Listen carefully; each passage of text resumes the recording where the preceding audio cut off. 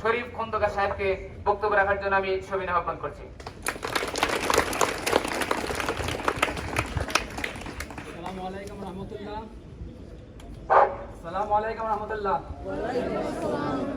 আমি খুব proud feel করতেছি যে আমার এই সামনে যে তিনজন যে একদম একেবারে মানে অল্প বয়সে যে বিতার্কিক, যারা তর্ক করতে পারে, মানুষকে বোঝাতে পারে, হাজারো মানুষের সামনে কথা বলতে পারে, আমার দেখে খুব ভালো লাগতেছে। ওই দিনকে আমি খুবই প্লিজ ছিলাম, কিন্তু আমরা বিচারকের দায়িত্বে ছিলাম তিনজন, তো যাদের মতো আলাদা আলাদা ভাবে রিপোর্ট দেওয়ার পরে মানে কোন স্থান অধিকার করছে, তৃতীয় স্থান অধিকার করছে, আর ওই তারা প্রথম স্থান অধিকার করছে। যাই হোক, মানে স্থান অধিকার করাটা বড় কথা না, অংশগ্রহণ করাটা হলে বড় কথা।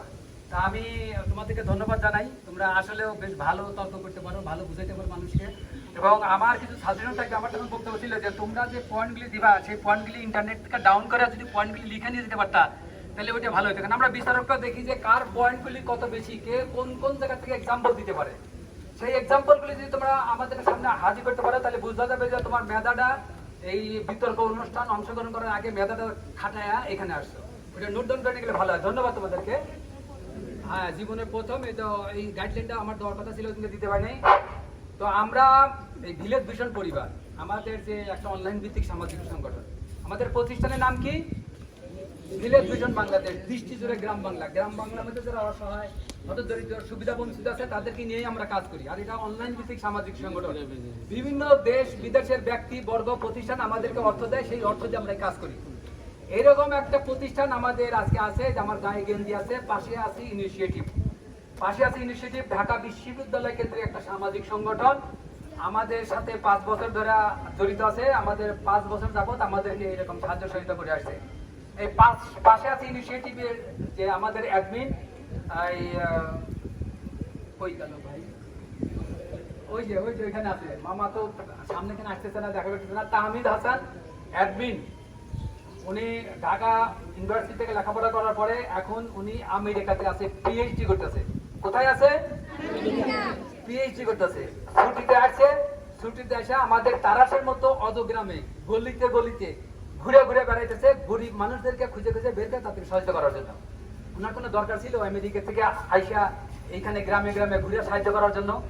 আছে নাকি তোমাদের মতো? তোমাদের ভিতরে এখানে যারা আছো, যারা তোমাদের ভবিষ্যতের ঝান্ডা, তোমরা দেশ পরিচালনা করবা, বিভিন্ন অফিস আদালতে তোমরা চাকরি করবা, বড় বড় পোস্ট পজিশনে কাজ করবা, এরকম কেউ আছো যে তোমরা ভলেন্টিয়ার সার্ভিস দিচ্ছ, একটা গাছ লাগাইছো, পাখি নিধন প্রতিরোধ করছো, তারপরে রাস্তা পারাপারের জন্য সহায়তা করছো? আছো কেউ এরকম? তাহলে আমেরিকা থেকে এখানে 3 মাসের ছুটিতে আসছে, 3 মাসের ছুটিতে আসছে। আসার পরে উনি গ্রাম গ্রাম দাঁড়াটা। আর ওনার আরেকটা পরিচয় আছে, ওনার আব্বালে জনপ্রশাসনের সচিব। কার ছেলে কোথায় আসছে এটা একটু আমরা চিন্তা করে বুঝার চেষ্টা করি যে আমরা আমাদের ব্রেনে ধরে কিনা। আর আমরা পৌষার আদিবাসী ছেলেমেয়েরা আমরা কাজ করতে চাই না, তারা সে ছেলেমেয়েরা কাজ করতে চায় না।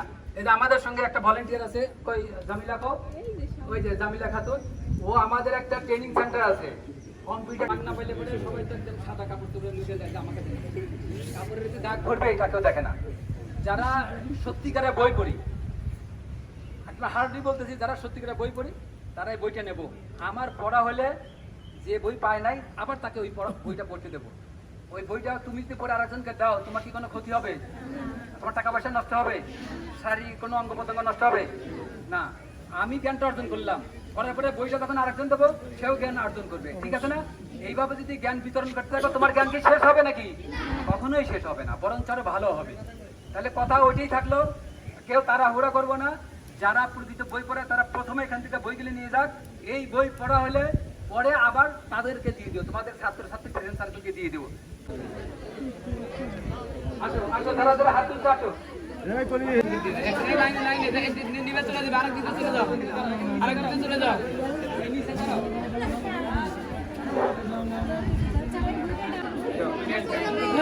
বদলা নিও এখান থেকে একটা নিয়ে দাও, পরে বদলা